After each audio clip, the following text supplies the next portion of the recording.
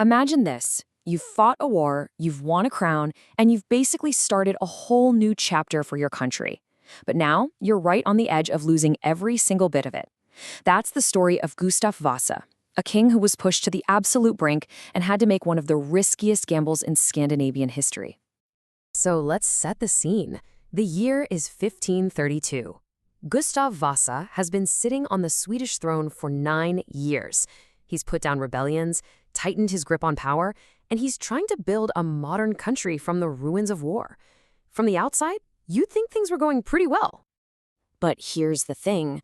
Underneath it all, a massive crisis was quietly bubbling up.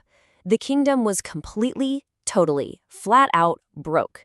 The entire foundation of his rule was starting to crack under the weight of this huge, crushing debt.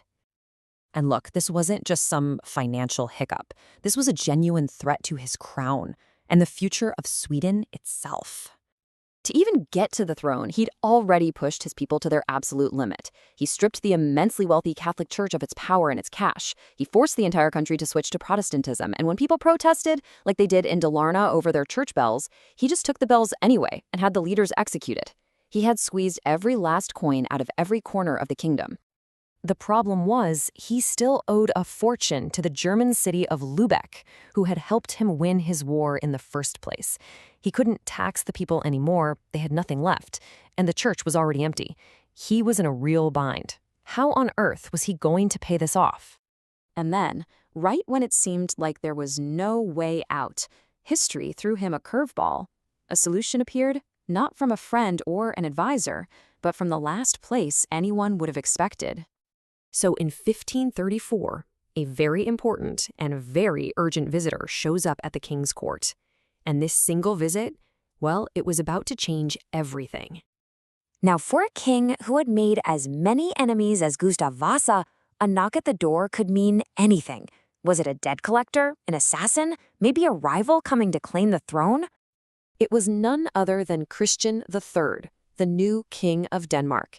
And get this, he's the cousin of the infamous Christian II, the very tyrant Gustav Vasa had fought so hard to kick out of Sweden.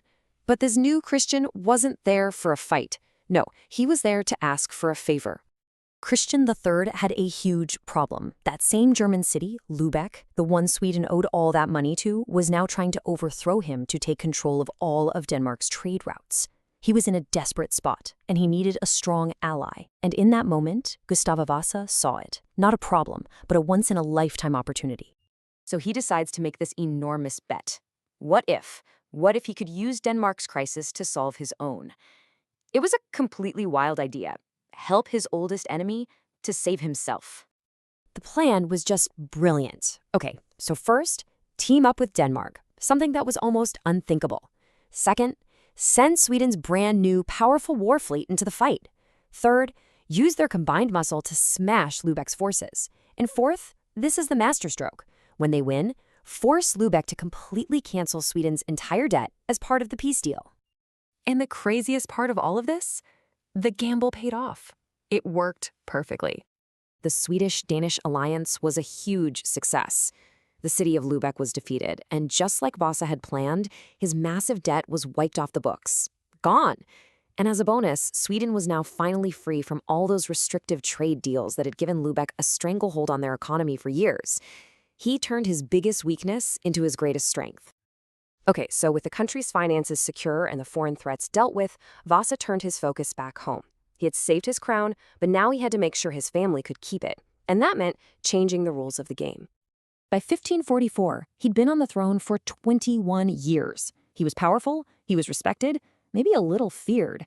And from this position of strength, he decided it was time to make one last, fundamental change to the way Sweden was run. See, when Vasa became king, Sweden was a Valreich, which is an elective monarchy. Every time a king died, the nobles got together to pick a new one, which, as you can imagine, often led to power struggles and even civil wars. Vasa wanted to change that to an Arvreich, a hereditary monarchy. That way, the crown would automatically pass down to his oldest son, guaranteeing that his family, the House of Vasa, would stay in power. And if you look at this timeline, you can really see the long game he was playing. He becomes king in 1523.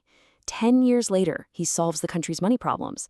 And then another 10 years after that, in 1544, when he's at the height of his power, he gets the Swedish parliament to agree to the change. He didn't just win the crown, he rewrote the rules to keep it in his family forever. So after all of that, the wars, the reforms, the rebellions, the clever political moves, how are we supposed to think about Gustav Vasa? He ended up ruling for 37 years, which was a remarkably long time back then. He took a weak, divided nation that was dependent on others and hammered it into a strong, independent kingdom. He died around 1560. He had faced two crises that could have destroyed his kingdom: total bankruptcy and an unstable system for choosing a king, and he solved them both with a mix of ruthless action and brilliant strategy. He truly became the father of modern Sweden. But that leaves us with a big question, right? The one the source material wants us to grapple with. He was a liberator who saved his country from foreign control, but he was also a pretty ruthless ruler who crushed anyone who opposed him. So what was he? A hero who did what was necessary to build a nation, or a tyrant who built it on fear? Maybe the real answer is he was a little bit of both.